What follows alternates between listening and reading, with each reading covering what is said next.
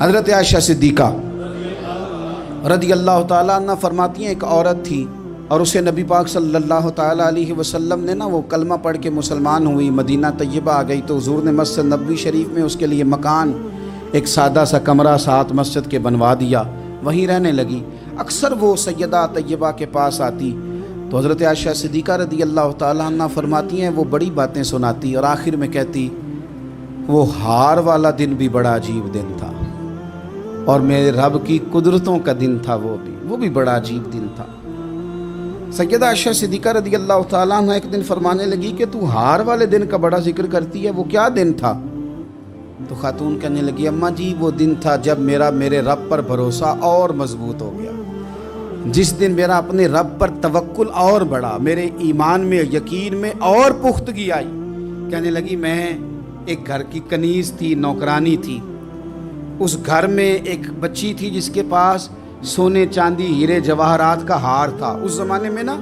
چمڑے کے اوپر لوگ ہیرے جواہرات لگاتے تھے، کئی دفعہ سرخ رنگ کے چمڑے پہ لگائے جاتے تھے، وہ بچی پہنتی تھی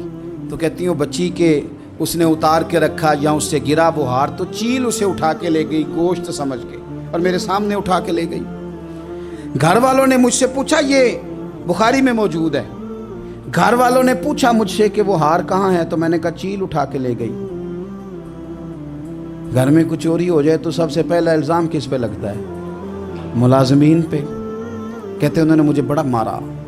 بڑی تکلیف تھی، حتیٰ کہ میری شرمگاہ تک کی تلاشی، میری عزت اتنی خراب کی میں بتا نہیں سکتی۔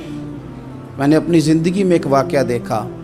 ایک امیر گھر میں چوری ہو گئی، ملازم کو اتنا مارا کہ وہ چارپائی پہ پڑ گیا،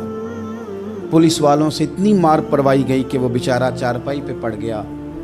اور پھر وہ اتنا بیمار ہوا اور کچھ دنوں کے بعد پتہ چل گیا کہ چور تو اپنا بیٹا ہے ان کا، پھر اس کا انتقال ہو گیا۔ اب وہ سیٹھ صاحب اور گھر والے آ کے مرنے والے کے کان میں معافیاں مانگ رہے ہیں، کان میں۔ تو میں نے ان سے پھر کہا تھا کہ یہ تو اب چلا گیا ہے، تمہارا زور چلتا تھا نا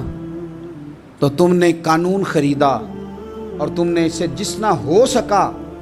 تم نے اسے مار پڑوائی،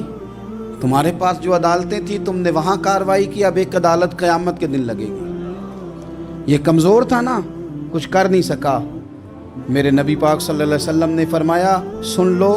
اگر سینگ والی بکری نے بغیر سینگ والی بکری کو تکلیف دی ہوگی نا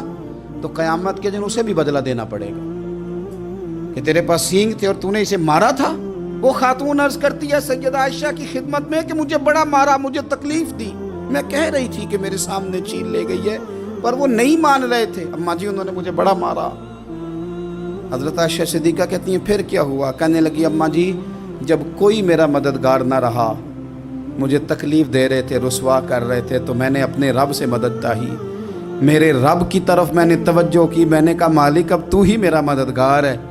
کہتی ہے وہ مجھے مار رہے تھے تو وہ چیل جو ہار لے گئی تھی وہی لے کے واپس آ گئی اور ہمارے سروں کے قریب لا کے اس نے جب اس ہار کو پھینکا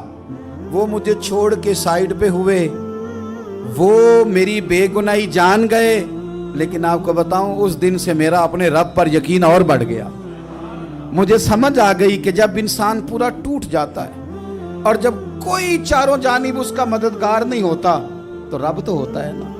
اللہ تو اس کا مددگار ہوتا ہے نا،